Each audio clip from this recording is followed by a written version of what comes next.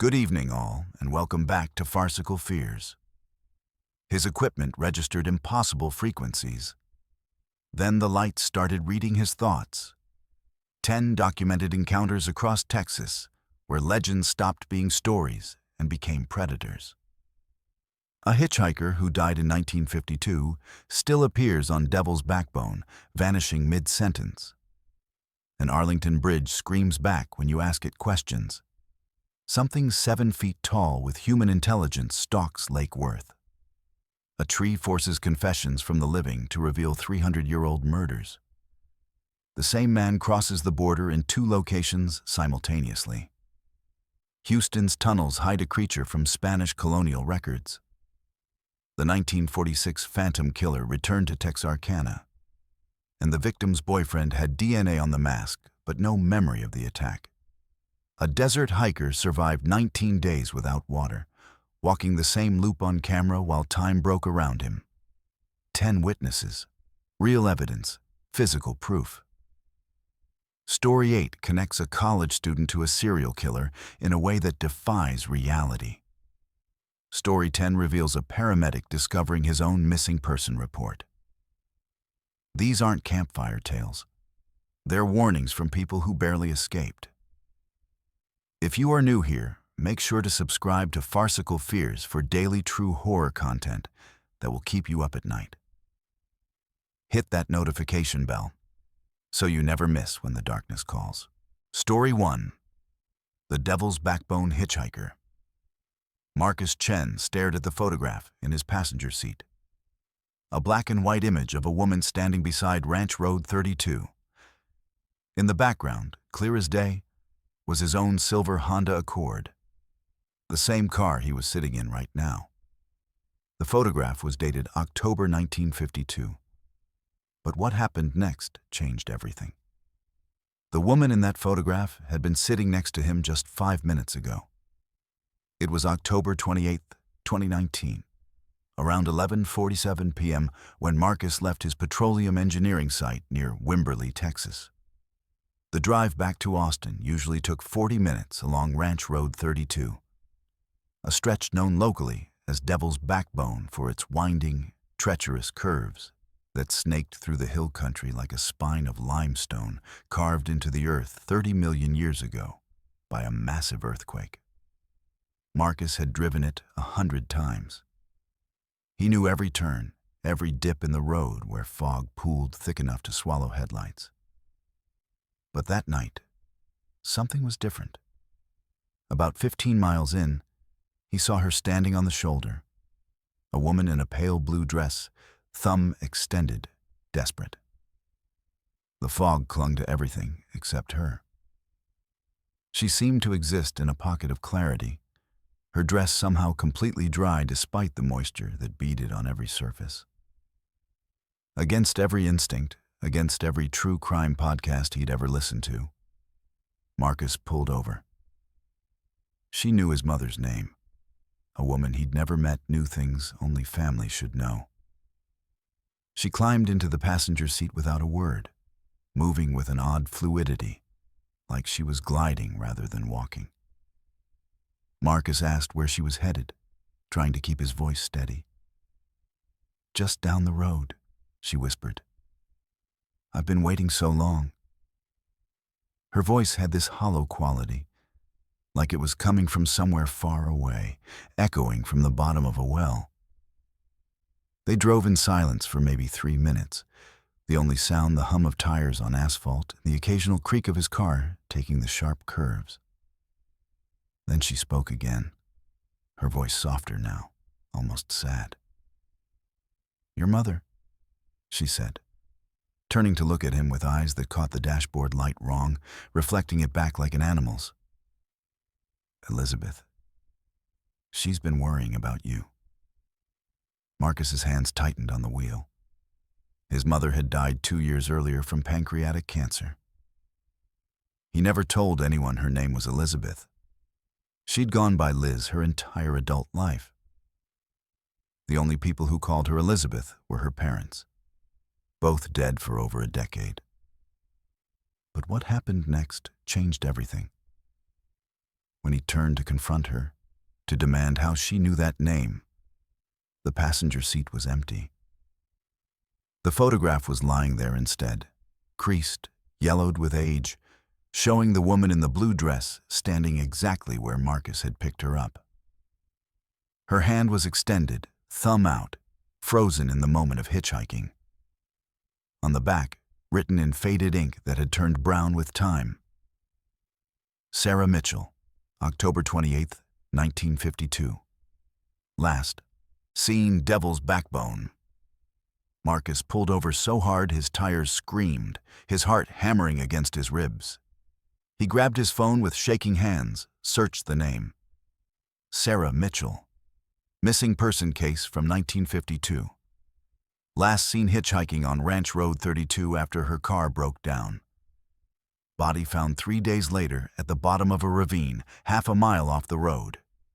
Cause of death: blunt force trauma consistent with being struck by a vehicle and thrown from the road. Driver never found. Case never solved. Then Marcus checked his dashcam footage. But what he saw made his blood run cold. The footage showed him driving alone, the entire time. The passenger seat empty from the moment he pulled over to the moment the photograph appeared, materializing out of thin air at exactly 11:52 p.m.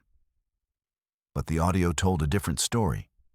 His voice asking, "Where are you headed?" Clear as day. A woman's voice responding, "Just down the road," with that same hollow echo. His nervous comment, "You're not wet from the fog." Her cryptic response, "I've been waiting in dry places." The question about his mother. Her answer using the name Elizabeth. Every word captured on audio with perfect clarity. But no one was there. The video showed an empty seat, the seatbelt hanging unused, no depression in the cushion, no movement in the air. The timestamp on the photograph's appearance matched the exact moment she'd said, "Elizabeth." 11:52:17 p.m. Marcus reported it to local police the next morning, hands still trembling as he held out the photograph like evidence of his sanity. The officers were sympathetic but skeptical until he showed them the photograph and the footage side by side. The detective who took his statement, a man named Rodriguez, with 30 years on the force and eyes that had seen too much, went pale. He sat down heavily in his chair, studied the photograph for a long moment, then looked up at Marcus. "You're the 47th person," he said quietly. 47 reports of Sarah Mitchell in the past 67 years. Always October 28th. Always the same stretch of road between mile markers 15 and 16. Always the same photograph left behind. He pulled out a file that looked like it had been opened and reopened 1,000 times, pages worn soft at the edges. Every single driver who picked her up reported the same thing. She knew personal details about their deceased loved ones. Details that were never made public, never written down. Things only the dead would know. But what happened next changed everything. The detective showed Marcus the pattern. Every person who'd encountered Sarah Mitchell had lost someone within the past 3 years. Parents, spouses, siblings, children. The grief was still fresh, still raw. "She's looking for the person who killed her," Detective Rodriguez explained, his voice dropping to barely above a whisper. "We've had forensic psychologists, paranormal investigators, even a priest from San Antonio look into this. The working theory is that she's somehow connected to the other side, to whatever comes after. She can sense people who are close to death, close to the veil. She knows things she shouldn't know because she's pulling information from somewhere we can't access." He paused, tapped the photograph. 67 years, and she's still searching, still trying to identify the driver who hit her. And every year on October 28th, she appears on that same stretch of road, gets into someone's car, and asks them, in her own way, if they're the one who killed her. Marcus hasn't driven Devil's Backbone since. He takes the long way to Austin now, adds 45 minutes to his commute, doesn't care about the wasted time or gas money. But last October 28, 2024, his nephew called at 11:53 p.m., voice tight with panic. He'd picked up a woman in a blue dress on Ranch Road 32. She'd mentioned Marcus by name, said he'd understand, said he'd know what to do with the photograph. The nephew found it on his passenger seat when she vanished. The same photograph, same date, same faded ink. But this time, there was new writing on the back, fresh and dark, in handwriting that looked like Marcus's own. Tell him she's still waiting. Tell him October 28th, 2025. Tell him she knows who killed her now. Story 2. The Screaming Bridge of Arlington. Officer Denise Whitmore watched the audio spectrogram on her laptop screen spike into impossible frequencies. 139 decibels at a pitch no human vocal cord could produce. The sound was responding to her questions. It was learning. But what happened next changed everything.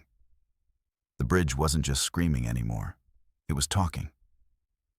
March 14th, 2021, 2:34 a.m. Denise responded to multiple noise complaints about the old railroad bridge on the east side of Arlington, Texas. The same bridge, she noted, that had generated 11 complaints in the past month. Sounds like someone screaming, the dispatcher said. Multiple callers, same location. Denise had been a patrol officer for 6 years. She'd heard plenty of urban legends about the bridge, supposedly haunted since 1890, when a woman named Catherine Barnes was pushed from it during a robbery. The story went that Catherine survived the fall, but was trapped beneath the bridge for 3 hours, screaming for help that never came. She died from exposure and blood loss, her screams echoing until the very end. Denise had never given the story much credence. People hear wind through metal, their minds fill in the rest. But as she pulled up to the bridge that night, her body cam picking up ambient sounds, she heard it. A scream so raw, so filled with agony, that it made her teeth ache. When Denise arrived, the screaming was so loud, it triggered her body camera's audio limiter. The sound was coming from the bridge itself, not from under it, not from the surrounding woods, but from the metal and concrete structure. Denise approached cautiously, hand on her sidearm, though she knew it was useless against whatever this was. The screaming would build to a crescendo that made the air vibrate, then stop abruptly for exactly 7 seconds before starting again. She activated her body cam's audio recording and called out, her voice cutting through the silence. "This is Officer Whitmore with Arlington PD. If someone needs help, identify yourself." The screaming stopped. Complete silence. Not even the sound of wind or distant traffic. Then, after 7 seconds, it started again. But different. Higher pitched, more desperate. The rhythm had changed, matching the cadence of her own speech. But what happened next changed everything. The scream was matching her voice pattern. It was mimicking her cadence, her inflection, the way she'd paused between words. Denise stood frozen, listening to something impossible reproduce the acoustic signature of her voice through screaming. She backed away slowly, returned to her patrol car, and uploaded the audio to the department's forensic software. The analysis came back within minutes with results that made no sense. The screams registered at 139 decibels, loud enough to rupture eardrums at close range, yet Denise had stood 10 feet away without permanent damage.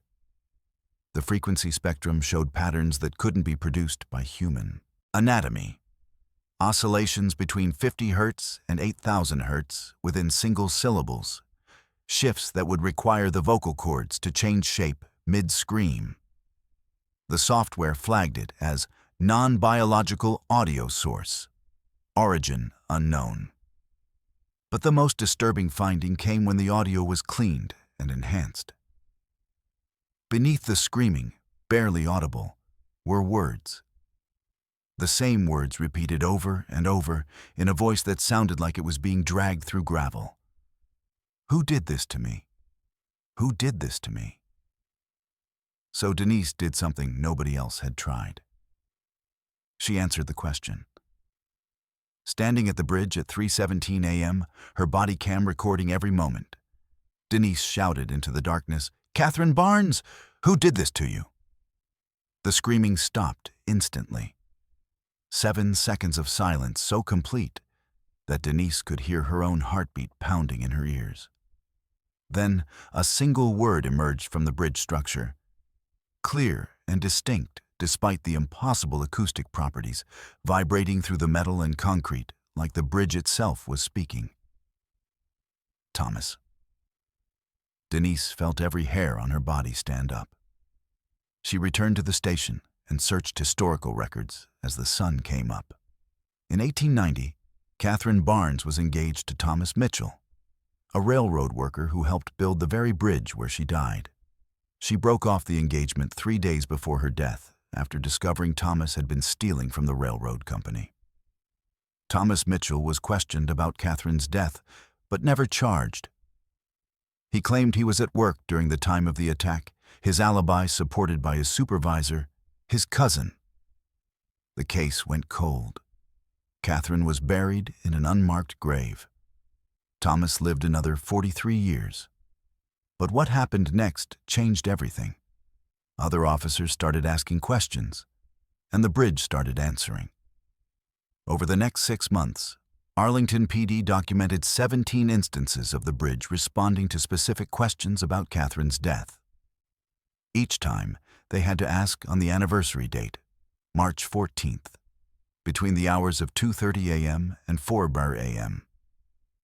The bridge revealed details that matched unpublished witness statements from 1890, documents that had been stored in a basement archive and never digitized.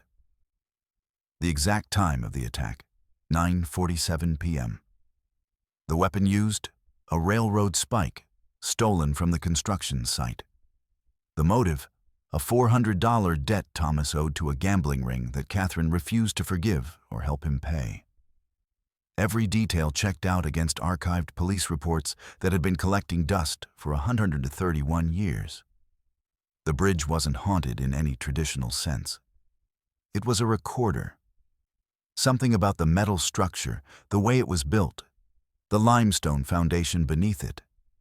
It had captured Catherine's last hours like a primitive recording device, embedded them into its structure at the molecular level, and waited 131 years for someone to ask the right question.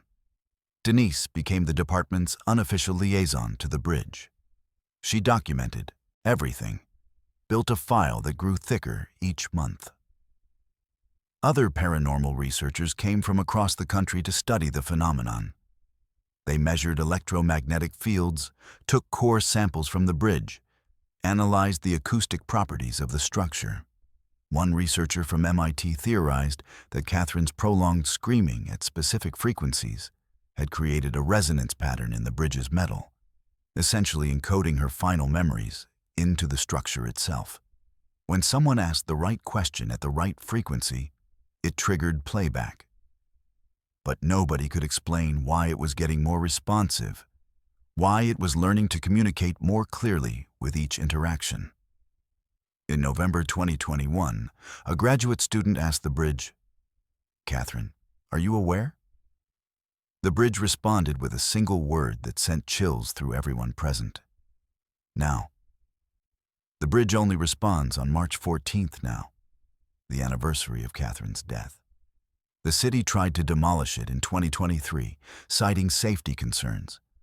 But 3 separate construction crews refused to work on it after their equipment malfunctioned in ways that defied explanation. Jackhammers that suddenly reversed direction, crane cables that snapped despite being rated for 10 times the load, a wrecking ball that stopped mid-swing, hung in the air for 7 seconds, then swung back toward the operator. The demolition was canceled. Last March, Officer Whitmore returned to the bridge, now a sergeant with 8 years on the force. She stood in the same spot where she'd first heard the screaming 4 years earlier and asked one final question, her voice steady despite the fear crawling up her spine. "Catherine, are you at peace?" The bridge was silent for 7 seconds. Then the answer came, vibrating through the metal with a sadness that was almost palpable. A single word that nobody expected. No. Because Catherine Barnes isn't at peace. She's trapped in that bridge, reliving her final hours every March 14th, screaming into the void, waiting for someone to bring Thomas Mitchell to justice. But Thomas Mitchell died in 1933. There's no justice left to serve. Only endless screaming, and a bridge that learned to talk, and a question that will never have an answer that sets her free. Story 3. The Goatman's Territory.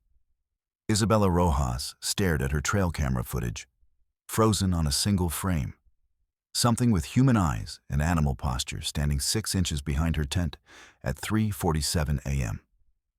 Its bone structure defied anatomy. Shoulders too broad, arms too long, joints bending in directions that shouldn't be possible. But what happened next changed everything. She'd been sleeping in that tent when the photo was taken, and she hadn't been alone. July 19th, 2022. Isabella had been a wildlife photographer for 8 years, specializing in Texas nocturnal species. Lake Worth, just northwest of Fort Worth, was her favorite location, home to bobcats, coyotes, armadillos, and if the legends were true, something far more dangerous. The Goatman of Lake Worth had been reported since 1969, described as a 7-foot creature with the body of a man and the head of a goat that attacked cars and terrified locals during a summer that newspapers called the Goatman Scare. Most dismissed it as a hoax, a man in a costume causing panic for attention. But reports never fully stopped. Every few years, someone claimed to see something impossible moving through the woods around the lake. Isabella wanted documentation either way. She set up camp on the eastern shore, positioned 3 trail cameras around her site in a triangular pattern, and settled in for a week-long observation project. She had motion sensors, night vision equipment, audio recorders. If something was out there, she'd capture it. The first night, something rearranged her camera angles while she slept. Isabella woke on July 20th to find all 3 cameras facing her tent instead of the woods. She'd locked them to trees with cable locks, the kind used to secure motorcycles. The locks were still secured, still fastened, but the cameras had been rotated 180 degrees on their mounts. The footage showed nothing at first, just darkness and the occasional flash of fireflies. Then at 3:34 a.m., sudden movement. Each camera turned, one after another, in perfect sequence. No hands visible, no figure in frame. Just the swift, deliberate rotation, accompanied by a sound like breathing, heavy, rhythmic, but wrong somehow. Too slow, too controlled. Isabella repositioned them, added motion-activated lights that would flood the area with brightness if anything approached, and tried to convince herself it was a prank. Local kids messing with the out-of-towner. But the second night, the pattern changed. She woke to find her backpack outside the tent, 20 feet away, contents arranged in a perfect circle. Her compass in the center. Every item placed with geometric precision. Water bottles, first aid kit, phone charger, notebooks, all evenly spaced like points on a clock. But what happened next changed everything. She checked the trail camera footage and saw herself sleepwalking. Except it wasn't her. The footage showed a figure emerging from the woods at 3:41 a.m. Isabella's height, Isabella's build, wearing the same jacket she'd worn to bed, moving with her exact gait. It approached the tent, unzipped it silently, and began removing items from her backpack with methodical care. But when the figure turned toward the camera, Isabella's blood went cold. The face was wrong. Features blurred, like someone had taken her face and stretched it over something else, something that didn't have the same bone structure. The eyes were too large, set too far apart, and they reflected light like an animal's tapetum lucidum, that mirror-like layer behind the retina that makes animals' eyes glow in the dark. It arranged her belongings in the circle, placed the compass, and then stood completely still for 4 minutes and 33 seconds. Not breathing, not blinking, not swaying, just staring at the tent where the real Isabella slept inside, vulnerable and unaware. That's when the second camera, positioned behind the tent at a different angle, captured what was really there. Camera 2 showed the truth. The thing arranging Isabella's belongings wasn't mimicking her. It was projecting her image. A 7-foot creature with backward-bending knees, like a goat's and elongated arms that reached past its knees, stood in front of camera 1. And somehow, it was casting Isabella's image toward the lens. A camouflage technique. A survival adaptation, unlike anything in known biology. But camera 2, shooting from a different angle, bypassed the illusion entirely and captured its true form. Broad shoulders covered in coarse, dark fur that seemed to absorb light rather than reflect it. A skull structure that was neither human nor goat, but something in between. Elongated, with a prominent brow ridge and a jaw that extended forward. Hands that ended in split hooves but possessed opposable digits. Thumbs that allowed it to manipulate objects with disturbing precision. And the eyes. Human intelligence looking out from an animal's face, calculating and aware. It finished arranging the items, then turned and walked directly toward camera 2 with purpose and intent. It stopped 3 feet from the lens, tilted its head like it was studying the device, and reached toward the camera with one hooved hand. The footage cut to static. But what happened next changed everything. Isabella ran the next morning. She packed everything in 15 minutes, hands shaking so badly she could barely zip her bags. But when she got home to her apartment in Dallas and started reviewing all her footage, she discovered something impossible. Camera 2 was missing its SD card, the one with the clear footage of the creature's true form. Isabella had spare cards in her backpack, all sealed in waterproof cases that required breaking a plastic seal to open. When she opened the cases at home, she found the missing SD card inside one of them, underneath 3 unopened cards. Except it wasn't her card. This one was older, a different brand, only 8 gigabytes compared to her 128 gigabyte cards, and it contained footage from 2003. A different woman, younger, maybe mid-20s, camping at Lake Worth. The same circle of belongings arranged with geometric precision. The same compass placement in the center. The same 7-foot creature moving through the frame with that unsettling intelligence. At the end of the 2003 footage, the creature looked directly at the camera and vocalized. A sound between a human laugh and an animal's warning call, layered and complex and deeply wrong. Isabella contacted Texas Parks and Wildlife, who were polite but evasive until she mentioned the footage. Then they got very quiet. A wildlife officer named Chen called her back within an hour, asked to meet in person. At a coffee shop in Arlington, he showed her a file that officially didn't exist. It's been observed displaying tool use, Chen told her, voice low, eyes constantly scanning the room like he expected to be overheard. Problem-solving behavior beyond any known primate. Pattern mimicry. Vocal learning. We believe it's been in the area since at least 1969, possibly longer. Cave paintings in the region show similar creatures dating back 800 years. And based on the intelligence patterns, the coordination we've observed in behavioral studies, we don't think it's alone. We think there's a population. He explained that the Parks and Wildlife had documented 14 similar reports between 2003 and 2022. All from Lake Worth, all showing the same creature or creatures like it. We suppress the reports because we don't know what they are or what they're capable of, Chen said. But they're territorial, they're intelligent, and they're watching us as much as we're watching them. Isabella hasn't returned to Lake Worth. She sold all her camping equipment, switched to urban wildlife photography, hasn't spent a night outdoors since July 2022. But last month, something arrived in her mail. A package with no return address. Inside was her trail camera, the one she thought she'd lost at Lake Worth. Camera 2 with the missing SD card. It contained new footage, time-stamped from 2 weeks earlier. Her current apartment building, filmed from outside her third-floor bedroom window.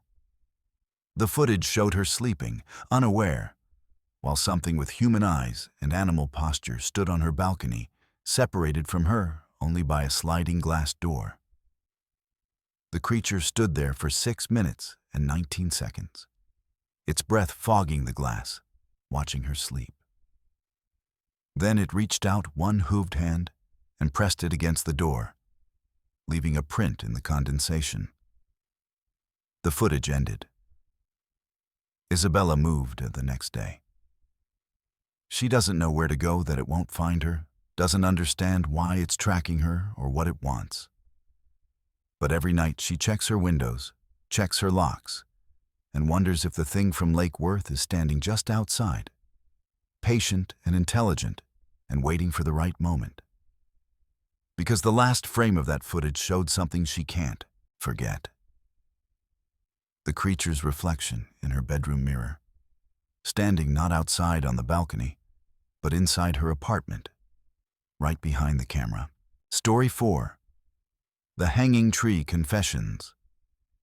Reverend Thomas Blackwell heard his own voice confessing sins he'd never spoken aloud. The words echoed from the ancient live oak tree in front of him, his voice distorted and layered with dozens of others, all speaking in unison.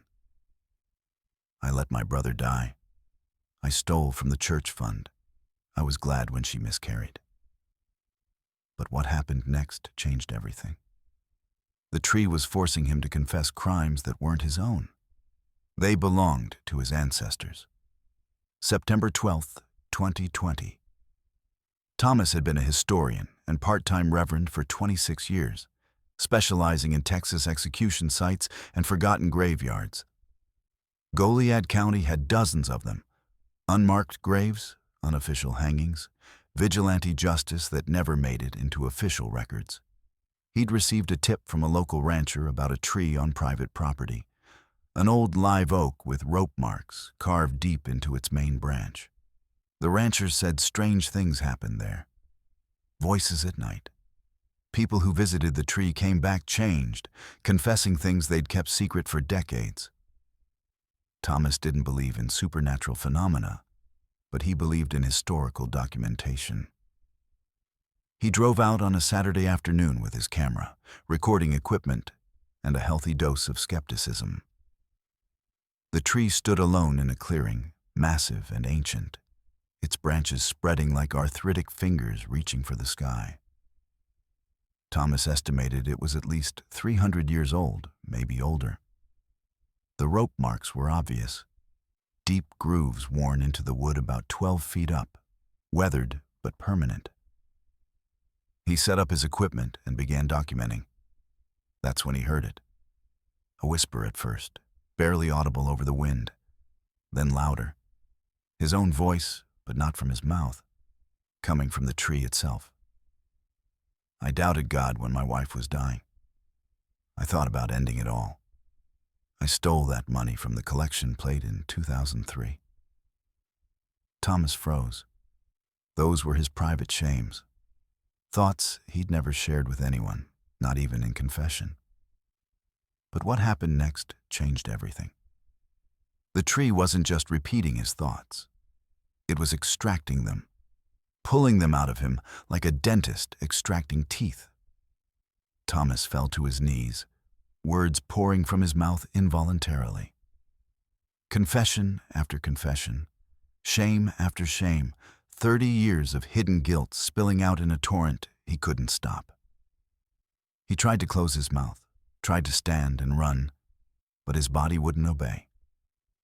The tree held him there, not physically, but psychologically. Some force keeping him rooted to the spot while it drained him of every secret he'd ever kept.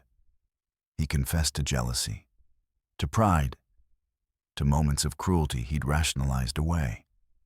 When it finally released him, Thomas was sobbing, his voice hoarse, his throat raw.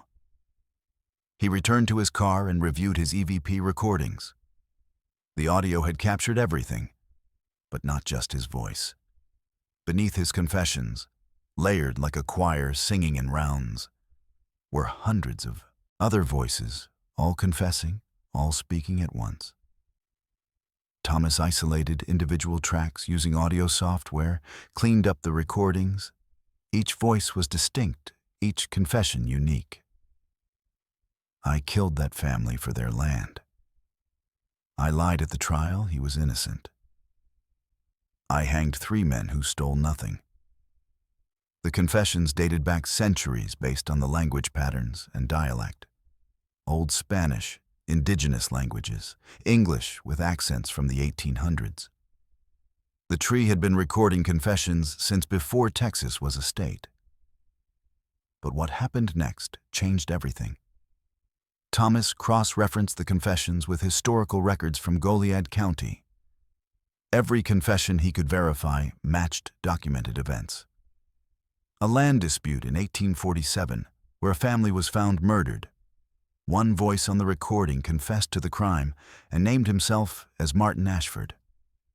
Court records showed Martin Ashford inherited the land after the murders, but was never prosecuted. A hanging in 1891 of 3 Mexican laborers accused of cattle theft. One voice on the recording confessed to lying at their trial, to fabricating evidence because we needed someone to blame. The voice identified himself as Sheriff William Crenshaw. Historical records confirmed William Crenshaw was sheriff during that time, and the 3 men hanged at that tree were later proven innocent by a deathbed confession from the real thieves in 1920. The tree was used for wrongful hangings. It was used for executions without trial, for vigilante justice, for murder dressed up as law. And every person who participated, every sheriff and landowner and witness who lied, their guilt was somehow absorbed by the tree. It became a repository of confession, forcing truth from the guilty whether they wanted to confess or not. Thomas documented 17 hangings that took place at that tree between 1845 and 1923. Of those 17, at least 12 were innocent based on the confessions the tree extracted. The tree was forcing confessions from the living to reveal the innocence of the dead, to create a record that couldn't be destroyed or denied. Thomas spent months studying the phenomenon. He brought other people to the tree, colleagues, friends, volunteers. Everyone who approached within 20 feet began confessing involuntarily. Sins, crimes, secret shames. The tree didn't discriminate. It extracted truth from everyone equally. But it especially targeted descendants of the people who'd participated in the wrongful hangings. One woman confessed that her great-grandfather had been part of the vigilante group that hanged an innocent man in 1889. She'd never known about her family's involvement until the tree forced her to speak it aloud. But what happened next changed everything. Thomas discovered his own family connection. His great-great-grandfather, Jonathan Blackwell, was mentioned in one of the tree's confessions, a voice speaking in the dialect of the 1870s. Jonathan Blackwell paid me to testify. Said the Mexican boy stole his horse. I knew it was a lie. Boy died for nothing. Thomas felt sick. His ancestor had orchestrated a false hanging, paid for perjured testimony, gotten an innocent teenager killed. The tree had been forcing Thomas to confess not just his own sins, but the inherited guilt of his bloodline. The shame passed down through generations, embedded in his DNA, waiting to be acknowledged. Thomas tried to have the tree removed, to bury the history it represented, but the rancher refused. "People need to hear what happened here," the rancher said. "Those 12 innocent men deserve to be remembered." So Thomas did something else. He published the confessions, every verified name, every wrongful death.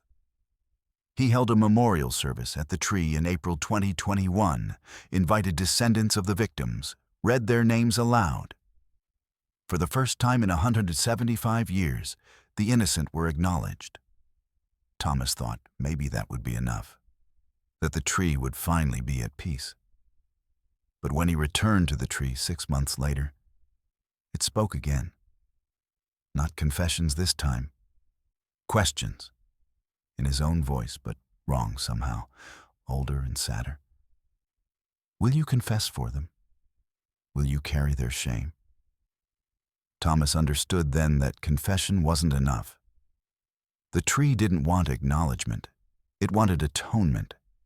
It wanted someone to carry the weight of those wrongful deaths, to accept responsibility for sins committed by people long dead.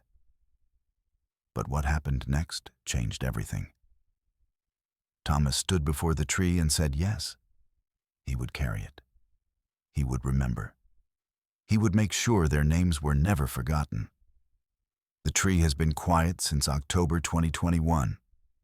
No more forced confessions, no more voices. But Thomas has changed. He speaks sometimes in dialects he never learned, uses phrases from centuries ago. His handwriting shifts between his own and others. Spidery script from the 1800s, blocky letters from the 1700s.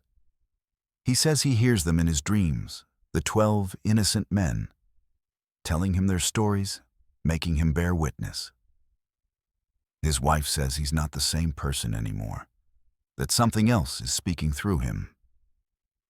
Thomas disagrees. He says he's more himself than ever. He's carrying the truth. He's the confession the tree wanted all along. And when he dies, he's arranged to be buried at that tree, to add his own voice to the chorus, to make sure the record is never lost. Because confession requires acknowledgement first. And acknowledging 175 years of wrongful death means someone has to remember forever. Story 5. The Marfa Lights Hunter. Dr. Raymond Foster watched his equipment register frequencies that shouldn't exist. Electromagnetic readings that defied every law of physics he'd spent 20 years studying. The Marfa lights weren't just moving randomly anymore. They were responding to his thoughts, displaying equations from his unpublished research, patterns he'd never shared with anyone. But what happened next changed everything. The lights didn't just read his mind. They started downloading him. December 8, 2021. Raymond was an astrophysicist specializing in unexplained atmospheric phenomena, with a particular obsession with the Marfa lights, mysterious glowing orbs that had appeared near Mitchell Flat outside Marfa, Texas, since at least 1883. Dozens of explanations had been proposed over the decades. Swamp gas, car headlights, atmospheric reflections, piezoelectric effects from stressed quartz in the ground. None of them held up under scientific scrutiny. Raymond had received a grant to study the phenomenon using equipment that could measure electromagnetic radiation, infrared signatures, and spectroscopic data. He set up his station on Mitchell Flat on a cold December night, alone except for thousands of dollars worth of sensors and cameras. The lights appeared at 9:47 p.m., right on schedule. At first, they behaved as documented. Floating orbs of light, white and yellow, moving in patterns that seemed random but weren't quite. Raymond tracked them with his instruments, recorded their movements, measured their output. They registered on every sensor simultaneously, which ruled out optical illusions or psychological phenomena. They were physically present, emitting real electromagnetic radiation. But then, his equipment started showing readings that made no sense. Frequencies at 47.3 terahertz, far beyond what any natural atmospheric phenomenon could produce. Energy signatures that pulsed in perfect mathematical sequences. Fibonacci numbers, prime number series, equations related to quantum entanglement. But what happened next changed everything. The lights began moving in patterns that matched his unpublished research. Raymond had been working on a theoretical model for faster-than-light communication using quantum field manipulation. The math was complex, elegant, and known only to him. He hadn't even submitted it for peer review yet. But the lights were displaying it in their movement patterns, tracing equations in the air with perfect precision. He watched in horror as they reproduced his work with mathematical accuracy that suggested they weren't just reading his mind. They were accessing information directly from his brain, extracting knowledge at the neurological level. Raymond tried to back away, to return to his truck and leave. But his equipment started malfunctioning. His laptop screen flickered, then filled with text he hadn't written. Strings of code in languages he didn't recognize. His GPS showed his location as coordinates that didn't exist on Earth. Numbers that suggested positions in three-dimensional space far outside the planet's surface. His radio scanner picked up transmissions on frequencies that were supposed to be empty. Voices speaking in what sounded like multiple languages overlapping. But when he tried to record them, his equipment showed only white noise.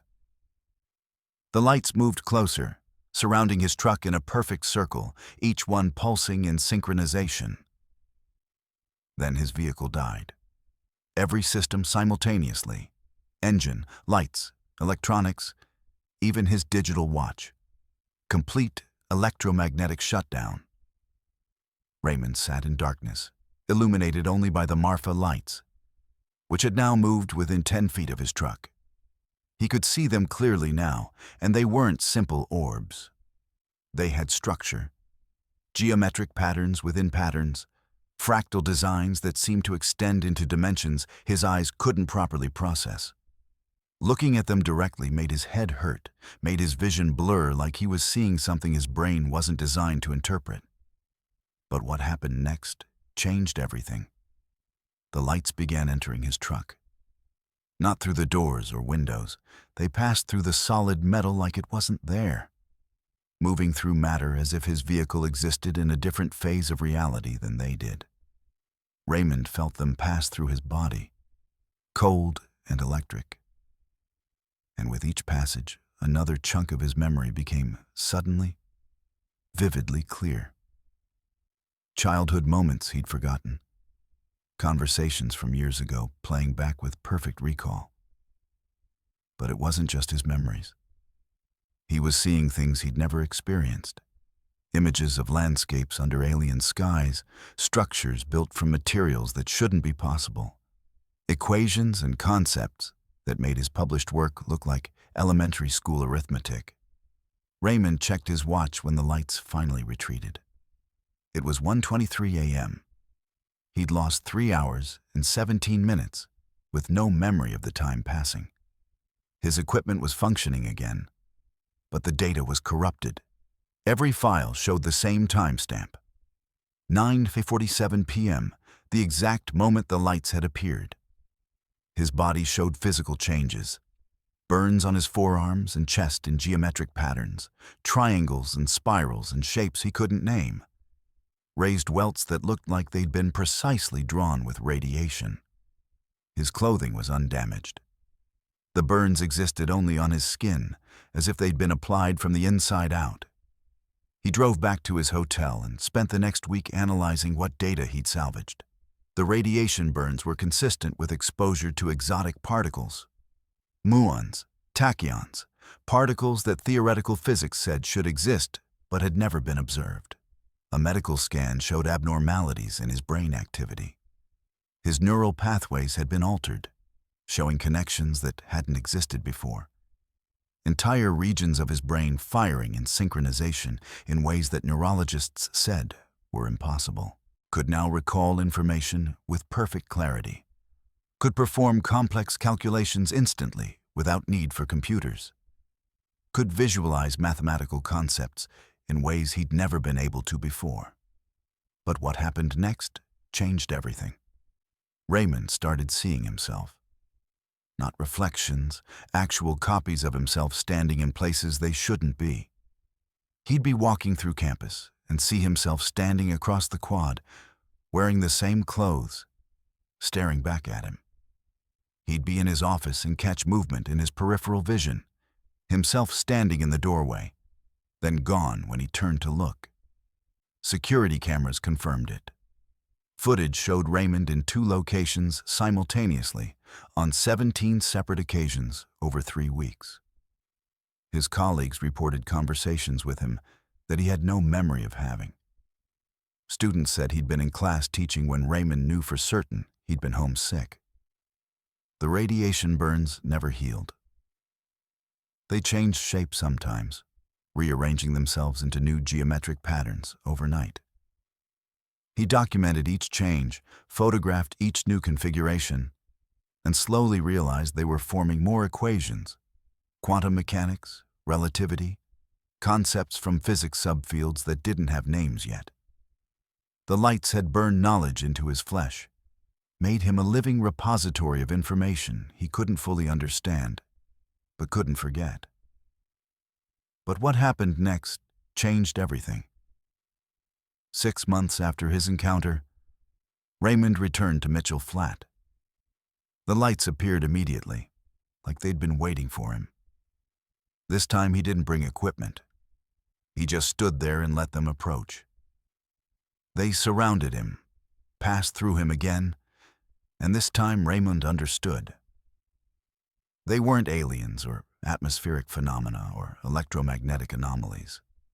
They were consciousness. Pure information existing without physical form, mapping and cataloging and downloading everything they encountered. They'd been doing it for centuries, absorbing knowledge from every person who witnessed them, creating an archive of human experience and understanding.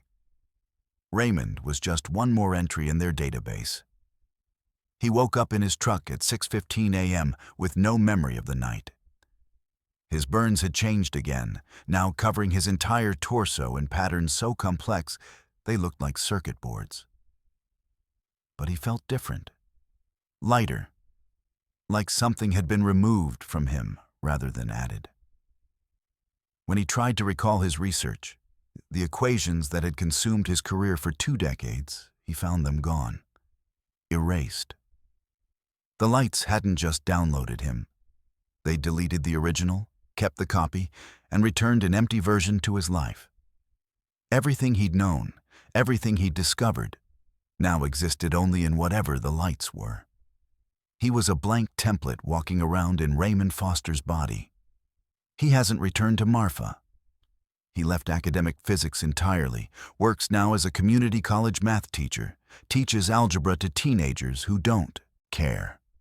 But sometimes at night, he sees equations in his dreams, complex and beautiful and completely beyond his current understanding. He's seeing through the eyes of his other self, the copy the lights kept, experiencing mathematics on a level that his downloaded version can comprehend, but his current body can't. The Marfa lights took everything that made him brilliant and left him with just enough to know what he's lost. And every December 8th, on the anniversary of his encounter, his burns glow faintly in the dark, pulsing with a light that matches the Marfa lights exactly. They're not done with him yet. They're still transmitting, still downloading, still taking pieces of whatever's left. Because the Marfa lights don't just observe us, they collect us. And once they have you in their database, you never really leave Mitchell Flat. Some part of you stays there forever, trapped in light, reduced to pure information, archived and studied by something that views human consciousness the same way we view books in a library, objects to be scanned, cataloged, and stored for future reference. Story 6. The Brownsville border watcher agent Sofia Mendez stared at the surveillance footage displayed on split screens, the same man crossing the border in two locations 40 miles apart at the exact same timestamp. 11:47:23 p.m. Both cameras showed identical angles, identical posture, identical clothing. But what happened next changed everything. The man spoke to her in a language that had been dead for 300 years, and his fingerprints matched records going back to 1952. May 17, 2023, 11:43 p.m. Sofia had been working border patrol in the Rio Grande Valley for 9 years, stationed near Brownsville, Texas. She'd seen everything: smugglers, desperate families, cartel scouts, people willing to risk death for a chance at crossing. But she'd never seen anyone like the man who walked out of the mesquite brush that night. He wasn't running, wasn't hiding, just walking calmly toward the checkpoint like he had every right to be there. Wearing clothes that looked handmade. Cotton shirt, leather vest, boots that appeared to be a century old but showed no wear. Sofia called out in Spanish, standard protocol, told him to stop and identify himself. He stopped, turned to face her, and smiled. Then he spoke in a language Sofia had never heard, fluid and rhythmic, with sounds that didn't exist in Spanish or English. She approached cautiously, hand on her service weapon, and repeated her command in Spanish and English. The man responded in perfect Spanish, but not modern Spanish. Colonial Spanish, the kind Sofia had only heard in historical documentaries, with pronunciation and grammar from the 1600s. "I've been crossing this river since before there were lines drawn in the dirt," he said, his accent thick and archaic. "I'll cross it long after your lines are forgotten." Sofia radioed for backup and detained him, running his fingerprints through the system. The results came back within minutes, and they made no sense. The prints matched a man arrested for illegal crossing in 1995. Same man arrested in 1978. Same man arrested in 1952. Identical prints across 71 years. But what happened next changed everything. While Sofia was processing the impossible results, dispatch called with an urgent message. Another agent, Rodriguez, had detained the same man 40 miles north near Los Indios at the exact same time. It's 11:47 p.m. Sofia checked the timestamp on her own arrest, 11:47 p.m. She pulled up Rodriguez's body cam footage and felt her stomach drop. Same man, same clothes, same calm demeanor, same colonial Spanish. The footage showed him speaking to Rodriguez while Sofia was simultaneously speaking to him 40 miles away. It wasn't possible. No one could be in two places at once. But the evidence was irrefutable. Two separate cameras, two separate GPS locations, two separate agents, one man existing in both places simultaneously.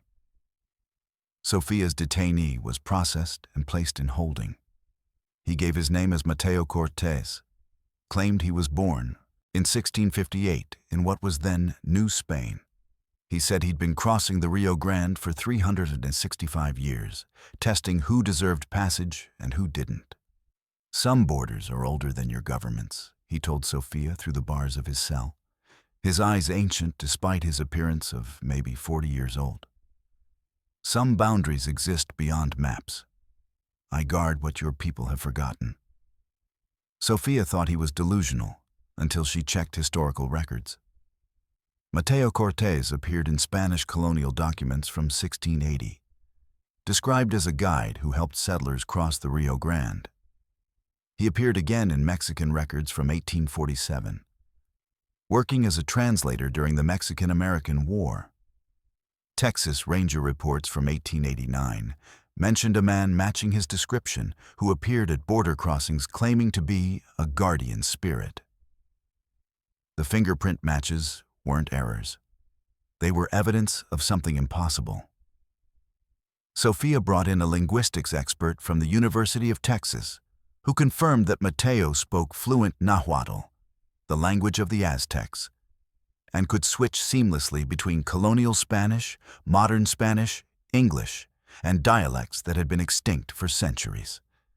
He knew geographical details about the region from before European contact, could describe settlements that existed only in archaeological records, named rivers by their indigenous names that appeared in no modern maps.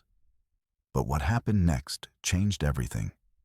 24 hours after his arrest, Mateo vanished from his cell. No door opened, no lock was picked. Security footage showed him sitting on his bunk at 3:12 a.m., and then the next frame, taken 1 second later, showed an empty cell. He simply ceased to exist in that location. But at the exact moment of his disappearance, 4 separate border agents reported encountering him at 4 different crossing points between Brownsville and El Paso, a distance of over 800 miles. Each agent filed identical reports. A man in colonial clothing speaking in dead languages, warning that the old boundaries still hold, and vanishing when they attempted arrest. Sophia became obsessed with the case. She dug through decades of Border Patrol records and found 43 separate arrests of Mateo Cortez dating back to 1952, when fingerprinting became standard practice. Before that, written descriptions appeared in reports going back to 1887. Every arrest followed the same pattern: calm demeanor, colonial clothing, impossible linguistic knowledge, and unexplained disappearance from custody within 48 hours. Every report mentioned him appearing in multiple locations simultaneously. Every agent who encountered him reported feeling watched afterward, like something was observing them to determine if they'd pass some kind of test. Sophia interviewed agents who'd arrested him in previous years. A retired officer named Martinez, who'd detained Mateo in 1978, said the man had warned him about something specific, a trafficking operation that Martinez would encounter 3 days later. The warning saved Martinez's life. He told me where they'd be waiting, what weapons they'd have, everything. Martinez said, his voice shaking even decades later. He said the old ones still watch, still protect this land from those who'd poison it. Then he vanished from lockup like smoke. Other agents reported similar experiences. Warnings about cartel movements, tips about smuggling routes, information that couldn't have been known by someone in a holding cell with no access to communications. But what happened next changed everything. Sophia discovered that Mateo only appeared to agents who'd lost someone recently. She'd lost her father 3 months before her encounter. Rodriguez had lost his sister in a car accident 6 weeks prior. Every agent in the records who'd arrested Mateo had experienced a significant death within the previous year. The pattern was absolute. He appeared to people close to grief, close to the veil between life and death, just like the hitchhiker on Devil's Backbone. He's not testing our authority, a paranormal researcher told Sophia when she finally reached out for help. He's testing our humanity. Border work hardens people, makes them see migrants as problems instead of humans. He appears to agents who are vulnerable, who might still have empathy, and he reminds them that borders are temporary, but souls are eternal. Mateo hasn't been arrested since Sophia's encounter, but agents continue to report seeing him. He appears in surveillance footage, always in the background, always watching. He's been spotted at crossing points where major drug shipments were later intercepted, at locations where lost migrants were later found alive against impossible odds. Some agents believe he's a protective spirit, a guardian of the ancient boundary between lands. Others think he's something older, something that existed before nations and governments. something that will continue existing long after modern borders are forgotten. But what happened next changed everything. Sophia received a letter 3 months ago, delivered through internal mail with no return address. Inside was a photograph dated 1923, showing a group of border agents standing in front of the Rio Grande. In the background, barely visible but unmistakable, stood Mateo Cortez. On the back of the photograph, written in ink that looked fresh despite the image being over a century old, was a message in that same colonial Spanish. Some of us guard what cannot be seen on maps. You passed the test, Sophia. You saw a man, not a problem. The old boundaries thank you. Sophia keeps the photograph on her desk, a reminder that there are forces at work along the border that have nothing to do with politics or law enforcement. Forces that predate nations, that transcend human authority, that judge not based on paperwork but on something deeper, on whether we remember that borders are human inventions, but compassion is eternal. And every time Sophia processes someone crossing the border now, she wonders if Mateo is watching, if she's being tested, if the old boundaries are still keeping score. Because Mateo Cortez isn't crossing the border illegally. He's the border itself, the real one, the ancient one that measures not distance, but worth. And he's been testing us for centuries to see if we're deserving of the land we claim to own. Story 7. The Houston tunnel dweller journalist Nathan Pierce watched his camera footage for the 47th time. 47 minutes of complete darkness. But the audio told a different story. Heavy breathing, footsteps that echoed wrong, and his own voice screaming words he didn't remember saying. But what happened next changed everything. He'd surfaced 2 miles from where he entered, with no memory of how he got there, and something massive had followed him up. August 23, 2022. Nathan had been an investigative reporter for the Houston Chronicle for 12 years, specializing in urban infrastructure and the city's forgotten spaces. Houston's downtown tunnel system was his latest project. 6 miles of underground passages connecting office buildings, originally built in the 1930s and expanded over decades. But Nathan wasn't interested in the maintained sections tourists knew about. He was investigating rumors about the deep tunnels, the abandoned sections that extended far beyond the official maps. Places where Houston's homeless population had built an entire underground society. Missing persons reports kept mentioning the tunnels. 15 people in 3 years, all last seen near downtown access points. Police chalked it up to the dangers of homelessness, exposure, violence, overdoses. But Nathan suspected something else was happening in the dark, beneath Houston's gleaming skyscrapers. He entered through an unlocked maintenance door on Travis Street at 11:15 p.m. Carrying a camera with night vision, extra batteries, and enough recording equipment to document whatever he found. The maintained tunnels were familiar. Fluorescent lights, smooth floors, closed shops. But Nathan knew the access points to the older sections, the ones blocked off with chain-link fences and warnings about structural instability. He climbed through a gap in the fence and descended deeper, following crude maps he'd obtained from former city workers. The temperature dropped immediately, the air turning damp and heavy. The walls changed from modern concrete to older brick, then to limestone carved directly from the bedrock. He was descending into Houston's original foundation, spaces that existed before the city was built above them. At the first junction, Nathan found evidence of habitation. Blankets, empty food containers, graffiti marking territory. But something was wrong. The belongings were arranged strangely, in circles, just like Isabella's backpack at Lake Worth.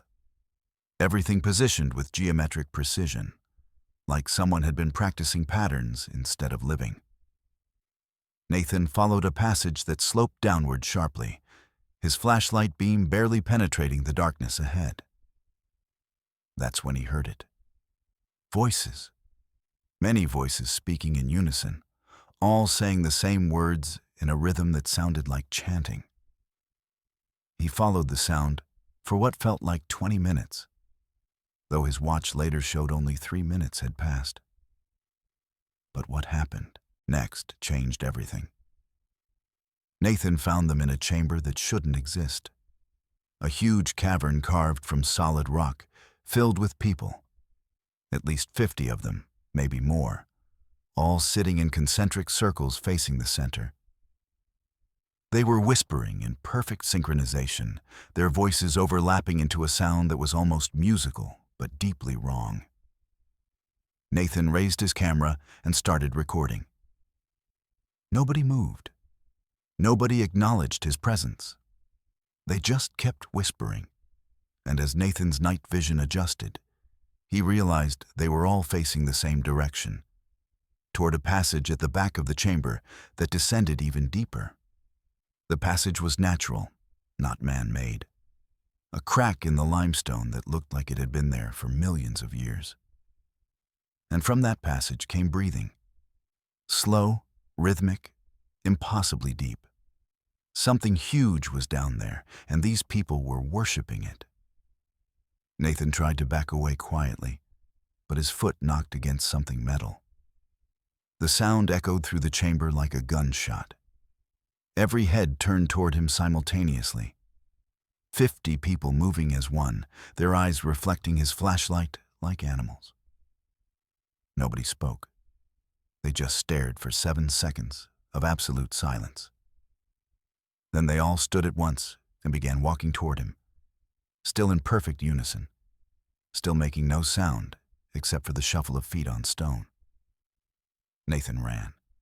He ran through passages he didn't remember entering, took turns that didn't match his mental map, climbed over debris and splashed through standing water. Behind him, the footsteps kept coming, steady and unhurried, like they knew exactly where he was going and knew he couldn't escape. But what happened next changed everything. Something much larger joined the pursuit. Nathan heard it before he saw it. A sound like stone scraping against stone, breath that echoed off the walls with the force of a wind tunnel.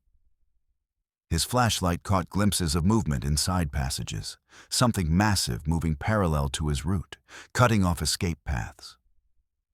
He caught a brief glimpse in his camera's night vision viewfinder, a shape too large to be human, moving on multiple limbs, its body scraping the ceiling and walls as it navigated the tunnel. Nathan found stairs and climbed, pure panic driving him upward through passages flooded with 2 feet of water, through collapsed sections where he had to squeeze between fallen concrete, through spaces so narrow his shoulders scraped both walls. The breathing stayed behind him the entire time, getting closer, getting louder. He surfaced through a storm drain on McKinney Street at 6:43 a.m., 7 hours after he'd entered. His camera was still recording. His GPS showed he'd traveled 2.3 miles underground from his entry point. But there were no tunnels mapped in that direction, no passages that extended that far north.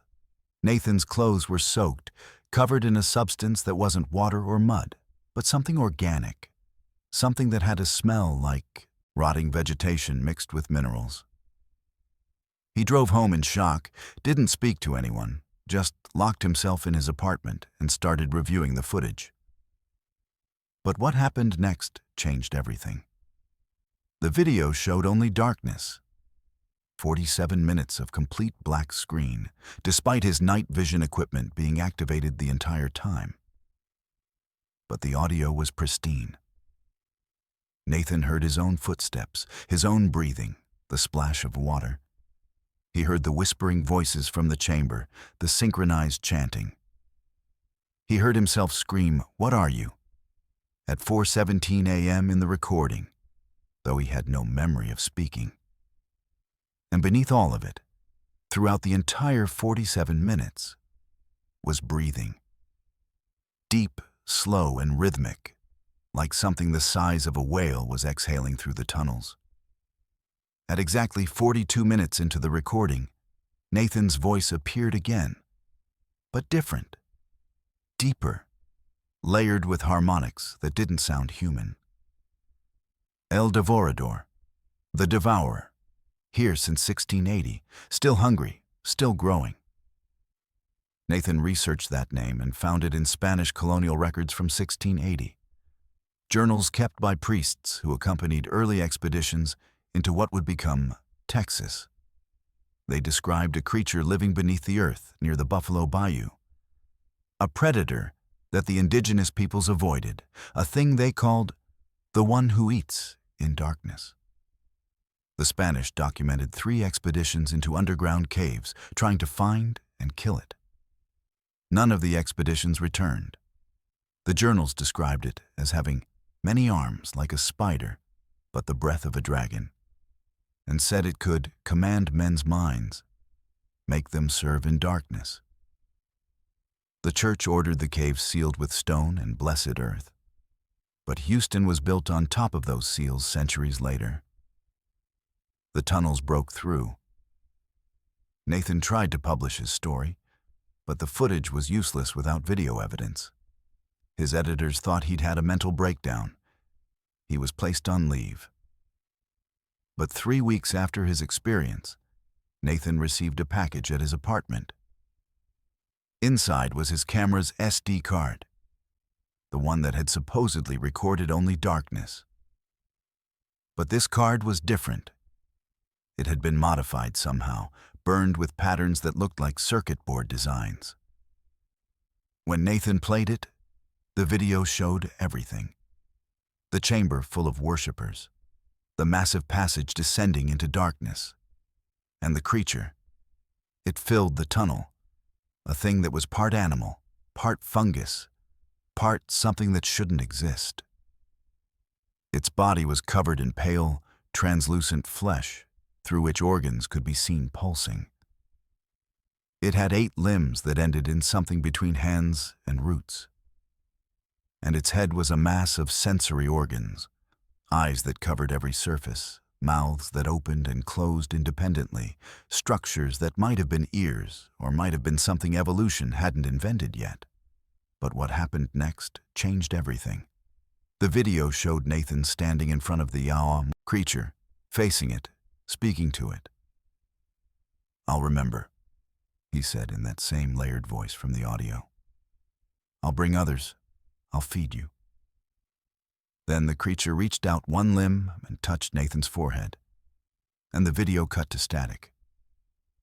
Nathan has no memory of that interaction, no memory of making that promise. But since that night, he's been having blackouts, hours missing from his day, with no explanation. He's woken up in downtown Houston near tunnel entrances with dirt under his fingernails and that same organic smell on his clothes. People have started disappearing again. 3 in the last 2 months, all last seen near McKinney Street, near the storm drain where Nathan surfaced. And Nathan's apartment is filled with maps now. Hand-drawn diagrams of tunnel systems that don't exist in any official records. Routes marked in red ink with notes in handwriting that looks like his but isn't quite right. Timing notations that say things like optimal delivery, 3 a.m., and feeding schedule every 11 days. Nathan tried to go to the police, tried to warn them about El Devorador. But when he opened his mouth to explain, different words came out. Words in Spanish, words in languages that don't exist anymore. The promise he made in that tunnel wasn't his to make. The creature made it for him, programmed it into his brain like software. He's become a recruiter, a gatherer, something that lures people to the deep tunnels to feed something that's been eating beneath Houston for 343 years. And the worst part is that Nathan can feel himself disappearing, his personality being overwritten by whatever the creature installed in him, his memories fading and being replaced by knowledge of dark spaces and feeding times and the beautiful sound of unified worship in underground chambers. In 6 months, there won't be any Nathan Pierce left.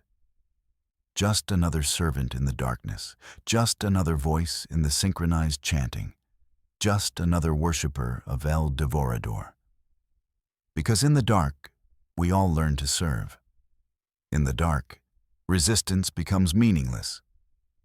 In the dark beneath Houston, something ancient still feeds, and it's never satisfied, and it needs help finding its next meal.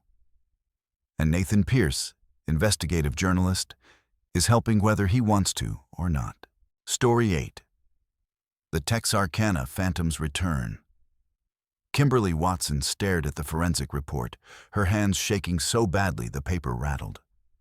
Her boyfriend's DNA was on the attacker's mask. But Jake had no memory of the attack, no explanation for how his genetic material ended up on evidence from a crime he was supposedly the victim of. But what happened next changed everything. The attack replicated the 1946 Phantom Killer's methods with impossible accuracy. Details that were never made public, specifics that only the original killer could have known. February 14th, 2024. Valentine's Day. Kimberly and her boyfriend Jake Morrison were parked on a lover's lane outside Texarkana, Texas, reliving a tradition that teenagers had practiced for generations despite the dark history of the location. In 1946, the Phantom Killer terrorized Texarkana, attacking couples parked in remote areas, shooting them through car windows, leaving no witnesses and no evidence. 5 attacks over 10 weeks. 8 victims total, 3 dead. The killer was never caught, never identified, and the attacks stopped as suddenly as they began. The case went cold, becoming one of Texas's most infamous unsolved mysteries. But Kimberly wasn't thinking about history that night. She was thinking about Jake, about their 6-month anniversary, about how perfect everything felt. The attack came at exactly 11:47 p.m. A figure appeared at Jake's window wearing a white hood with crude eye holes cut out, identical to witness descriptions from 1946. Before Jake could react, the figure smashed the window with a tire iron and dragged him from the car. Kimberly screamed, tried to grab her phone, but the figure was already at her door, opening it with precision and pulling her out onto the gravel. The attacker was completely silent, moving with practiced efficiency, binding Kimberly's hands with rope and Jake's with wire, the exact materials used in the 1946 attacks. Then the figure whispered something that made Kimberly's blood freeze. Words in a voice that sounded layered, like multiple people speaking at once. Happy Valentine's, just like before. History loves to repeat.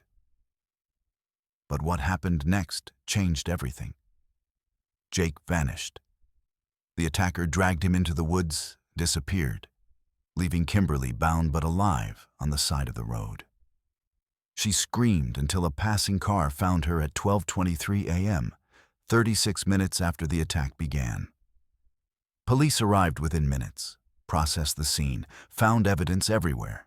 Footprints, fiber evidence, the white hood discarded in the trees.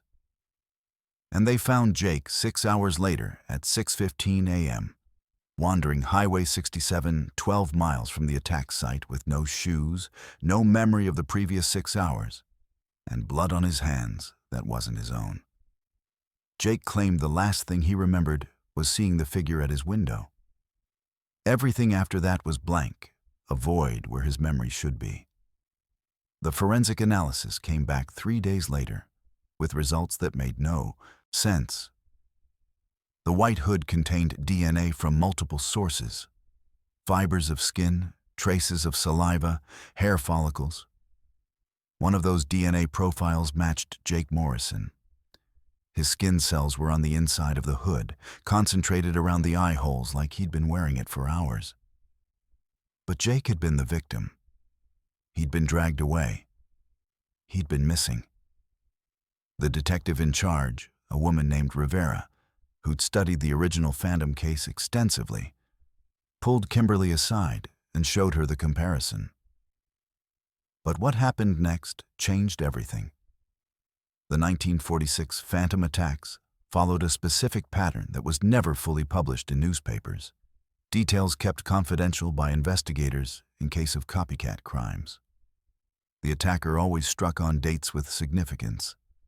Spring Lake Park on February 22nd, 4 weeks later on March 24th. Always at locations exactly 3.7 miles from police stations. Far enough to delay response, but close enough to make escape easy. Always attacked the male victim first, using blunt force trauma to incapacitate. Always bound victims with specific materials, rope for females, wire for males. These details were in sealed case files, accessible only to law enforcement and certain researchers. Kimberly and Jake's attack matched every single detail, every pattern, every method. The distance from the nearest police station, 3.8 miles, within margin of error for 1946 surveying equipment. The date, February 14th, exactly 1 week before the first 1946 attack, following a pattern that investigators had theorized but never confirmed. Detective Rivera showed Kimberly audio recordings that had been made during the investigation. Witness testimony from 1946, survivors describing whispered phrases the Phantom used. History loves to repeat, appeared in 3 separate witness statements, but it was never published. The phrase was kept confidential as a verification detail. The attacker who assaulted Kimberly and Jake knew things they couldn't know unless they had access to sealed evidence or unless they were somehow connected to the original killer. But the original Phantom would be over 100 years old if still alive, and no suspect was ever identified strongly enough to track their descendants. But what happened next changed everything. Jake started having blackouts, episodes where hours would vanish from his memory, where he'd wake up in locations he didn't remember traveling to, wearing clothes he didn't recognize. Kimberly stayed with him out of loyalty and fear. Fear of what he might be becoming. Fear of what might be using him. 3 weeks after the attack, Jake woke up in his car at Spring Lake Park, the site of the first 1946 attack, with another white hood on his passenger seat and rope and wire in his trunk. He called Kimberly in tears, terrified, insisting he didn't know how he got there, didn't know where the materials came from. Security footage from a gas station showed Jake purchasing those exact items at 2:47 a.m. But Jake swore he was asleep at home during that time. Kimberly confirmed she'd been sleeping next to him. But her bedroom has no cameras, no way to verify. Rivera arranged for Jake to undergo psychiatric evaluation and hypnosis, desperate to understand what was happening. Under hypnosis, Jake spoke in a voice that wasn't his own, older, with an accent from rural Texas circa 1940s. He described the 1946 attacks from the killer's perspective, detailed the victims' reactions, explained the pleasure derived from their fear. "I never left," the voice said through Jake's mouth while he was in trance. "I've been waiting. Waiting for someone with the right bloodline, the right connection. This boy's great-grandfather was a deputy in 1946, investigated my work, touched my evidence, carried my essence home with him. It's been sleeping in his family for 78 years. Now it's awake." The psychiatrist documented everything, sent the recordings to Rivera, and recommended immediate psychiatric commitment. But before that could happen, Jake disappeared again. But what happened next changed everything. Another couple was attacked on March 24th, 2024, exactly matching the date of the second 1946 attack. Same location within 200 feet, same methods, same whispered phrases. The male victim was beaten unconscious and disappeared for 7 hours before being found wandering a highway with no memory. And his DNA was found on evidence at the scene, on a tire iron used in the attack, on restraints used to bind his girlfriend. He swore he was the victim, not the perpetrator. But forensics showed otherwise. Rivera realized what was happening. The phantom wasn't a person. It was something else. Something that transferred through contact with evidence, through touch, through proximity to the investigation. It was a pattern that possessed people, made them reenact the 1946 attacks with precision, used their bodies as vehicles to continue killing across decades. Jake was found on April 15, 2024, in an abandoned building in downtown Texarkana. He'd hanged himself with wire, the same method the phantom had used to bind male victims. His suicide note was written in handwriting that didn't match his own, contained details about the 1946 attacks that were never published, and ended with a phrase that made Rivera's skin crawl. "I'm done with this vessel. Next Valentine's, I'll find another. History loves to repeat, and I love making history." Kimberly identified the body, buried Jake, and tried to move on. But she can't. Because 3 weeks ago, she started having blackouts too. Waking up in places she doesn't remember going. Finding white fabric and rope in her car. She attacked Jake during that night, she realizes now. The phantom used her hands to drag him away, her voice to whisper those phrases, then switched to Jake's body to continue the attack and implant the memory gaps. It's been inside her since that night, dormant, waiting. Kimberly is writing this down now, documenting everything while she still can, while her mind is still her own. The blackouts are getting longer. 7 hours last week, 13 hours 3 days ago. She wakes up with her hands sore like she's been gripping something, with dirt under her nails, with the smell of isolated roads and fear on her clothes. Valentine's Day 2025 is 9 months away. She knows what's going to happen. She knows she's going to attack a couple parked on a lover's lane, repeat the pattern, transfer the phantom to someone new. She's tried to stop it, tried medication, therapy, isolation. Nothing works. The phantom doesn't live in her mind. It lives in her muscle memory, in her DNA, in the genetic code that Jake transferred to her through contact. Detective Rivera has her under surveillance, tracking her movements. But the phantom is patient. It waited 78 years between major cycles. It can wait for the right moment to strike again. Because history doesn't repeat in Texarkana. History possesses. And the phantom killer never died in 1946.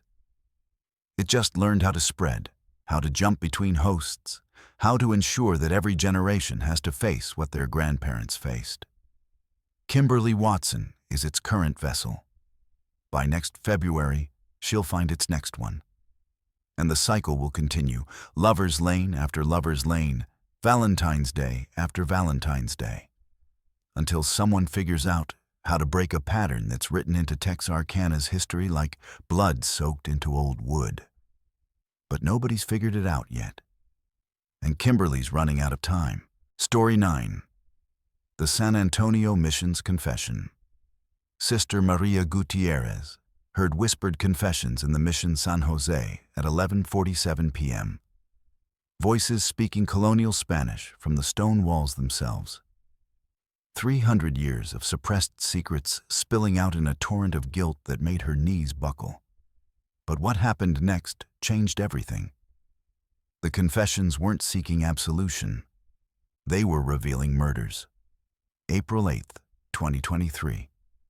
Maria had been a nun and tour guide at Mission San Jose in San Antonio for 19 years, giving daily tours to tourists eager to learn about Spanish colonial history and Texas's religious heritage. The mission, built in 1720, was a UNESCO World Heritage Site, a beautiful example of Spanish colonial architecture with limestone walls 2 feet thick and a bell tower that rose like a prayer into the Texas sky.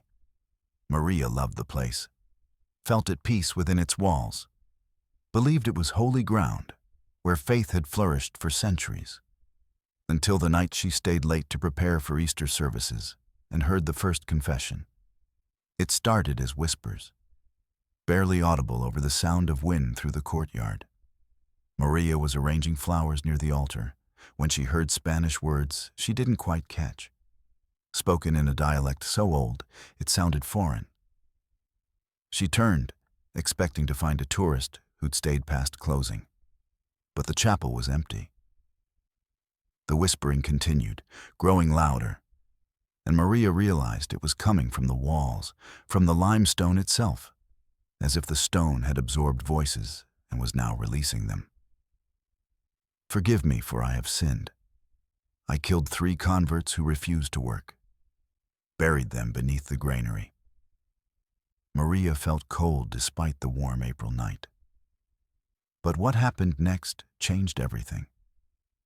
More voices joined the first, overlapping, confessing in Spanish and indigenous languages, creating a choir of guilt that filled the chapel with unbearable weight. Maria heard confessions of theft, of violence, of sexual assault committed by missionaries against indigenous women.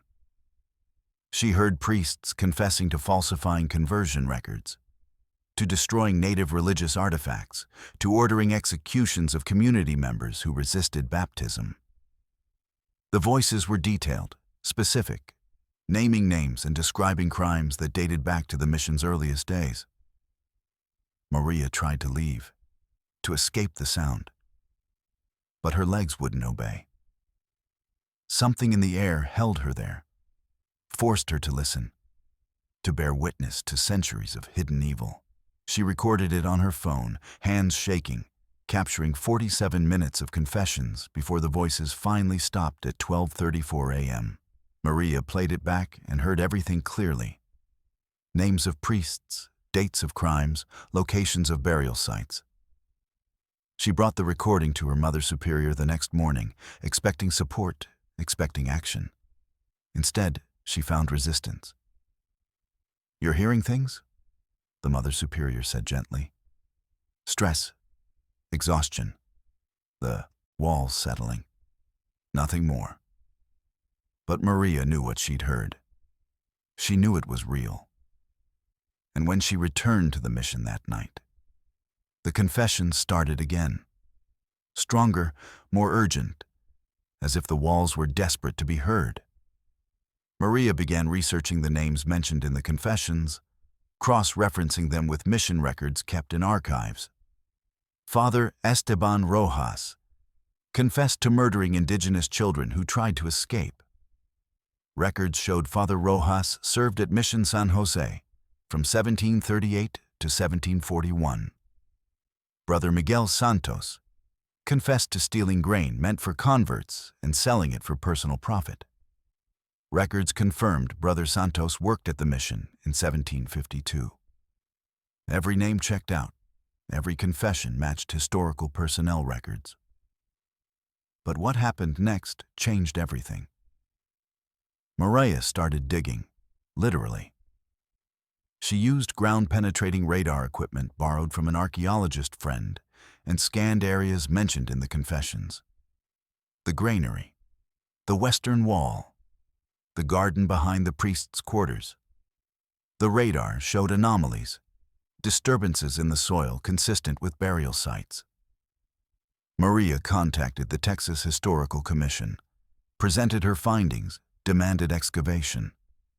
They agreed reluctantly, more to humor her than from genuine belief. The first excavation site was beneath the old granary, exactly where the whispered confession said 3 bodies were buried. They found 12 bodies, all indigenous, all showing signs of violence. Blunt force trauma, evidence of starvation, skeletal damage consistent with forced labor and abuse. Carbon dating put them between 1720 and 1760. DNA analysis confirmed indigenous ancestry, likely Coahuiltecan peoples who were the primary converts at Mission San Jose. The discovery made international news.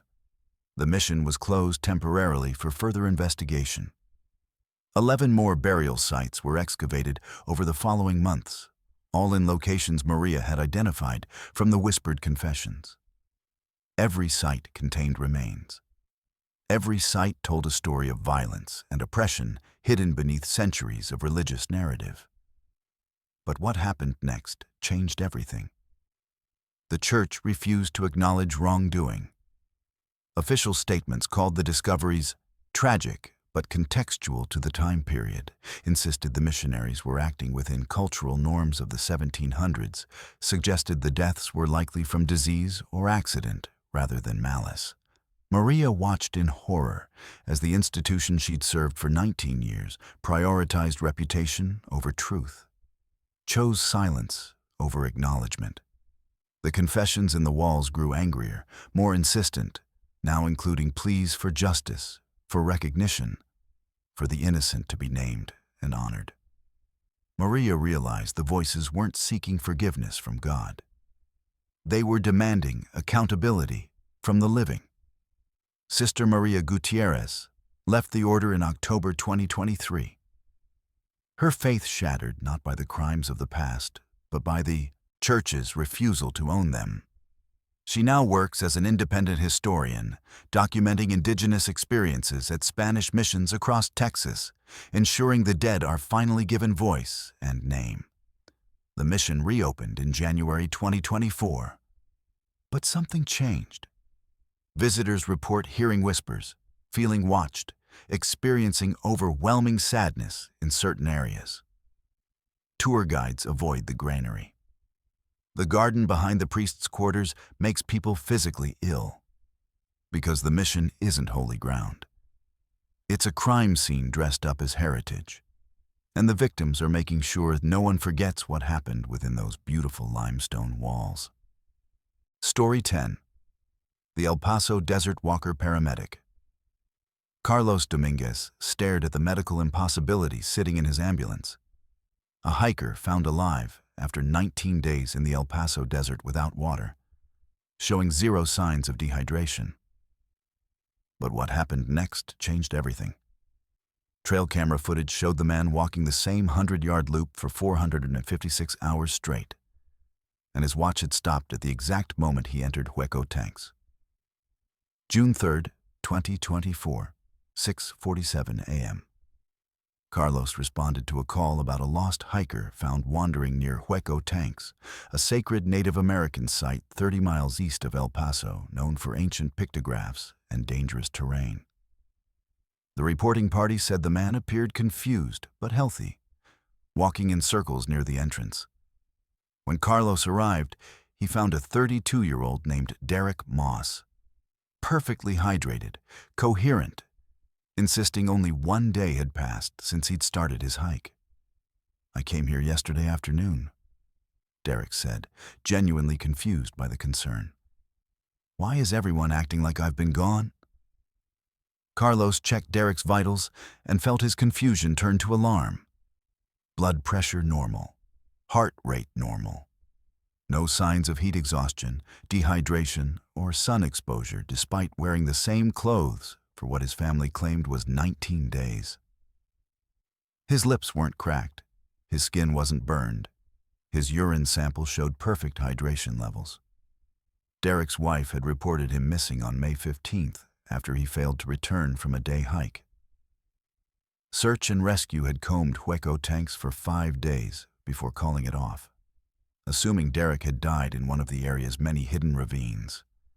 But here he was, alive, healthy, claiming only 24 hours had passed. But what happened next changed everything.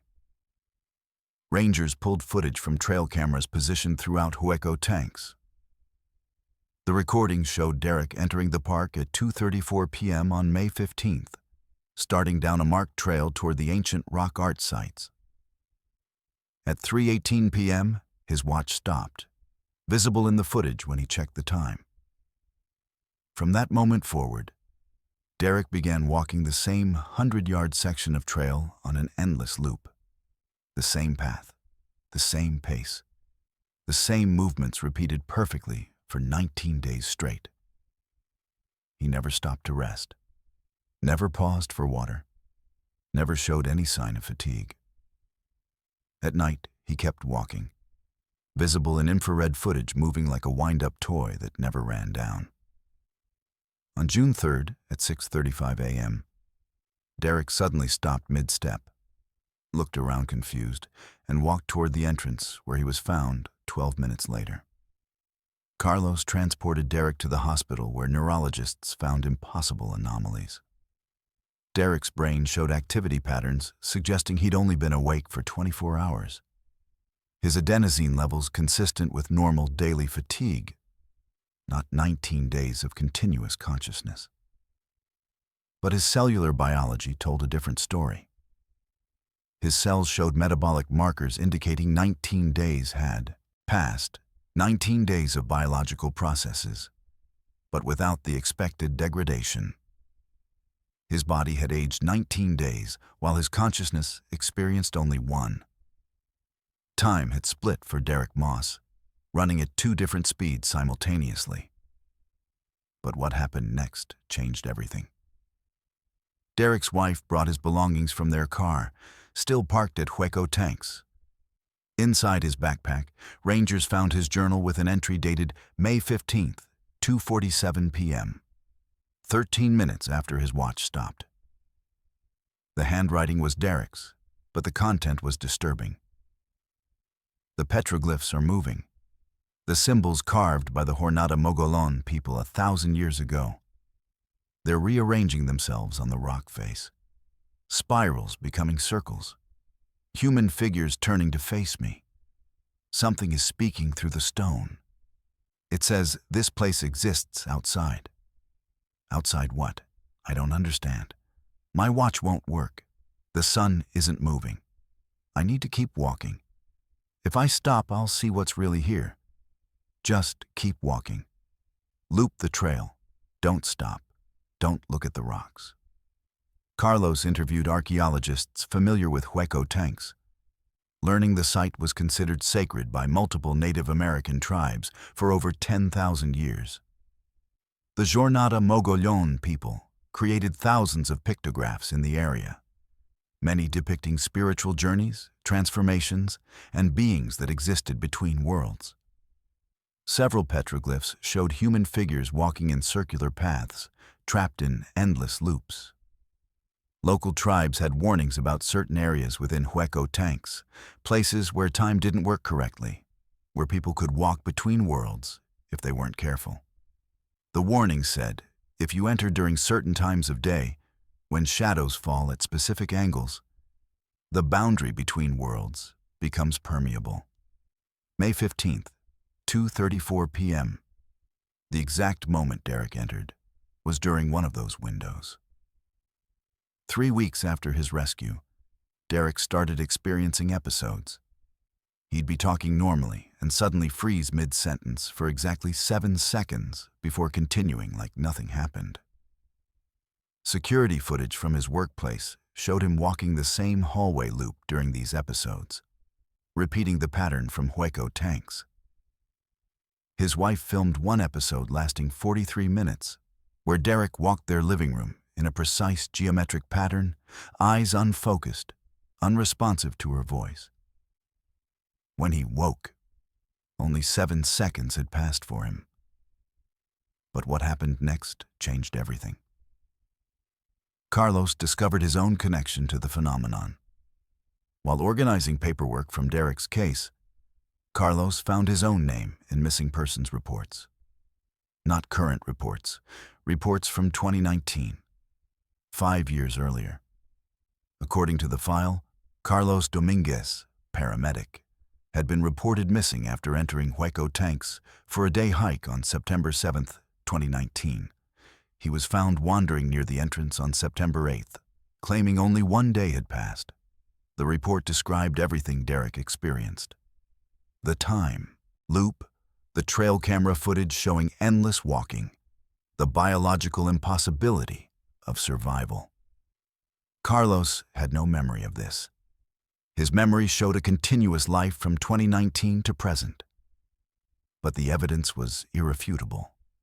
His signature on the hospital discharge forms, his wife's statement about reporting him missing, Photos of him from that time showing the same confused expression Derek wore. Carlos had lived through this before. He'd forgotten.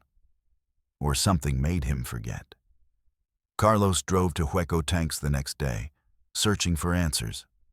He found the trail where Derek had looped, where his own 2019 footage showed him looping. He found the exact spot, marked by a particular rock formation, where both their watches had stopped.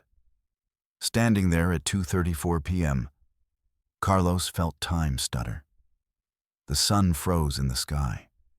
Shadows stopped moving, and carved into the rock face directly in front of him was a pictograph he'd never seen before. A spiral with a human figure trapped in its center, walking endlessly, accompanied by symbols that translated to the place where time eats itself. Carlos understood then. Hueco Tanks was a trap, a temporal anomaly that caught people and made them loop until something, the site itself, the ancient spirits, the boundary between worlds, decided to release them. Some were released after days. Some might be looping still, lost in pockets of frozen time that trail cameras could never capture because they existed outside the normal flow of reality. Carlos hasn't reported to work in 3 days. His last known location was Hueco Tanks, his car found abandoned near the trailhead. Rangers report his watch was left on the dashboard, stopped at 2:34 p.m. Trail cameras show nothing. But local tribes say if you visit at the right time, during the right angle of shadow, you can see them, all the people who entered the loops and never fully escaped. Derek Moss walking his 100-yard pattern, Carlos Dominguez checking his stopped watch, and dozens of others throughout history, trapped in the place where time eats itself, looping forever, experiencing one day while the world ages around them, prisoners of sacred ground that punishes those who don't respect its boundaries. Because some places in Texas don't follow the rules of normal reality. And Hueco Tanks has been breaking time for 10,000 years, catching the careless, the curious, and the unlucky in loops that feel like a single day, but last until the desert decides to spit you back out, changed, broken, and missing pieces of yourself you'll never recover.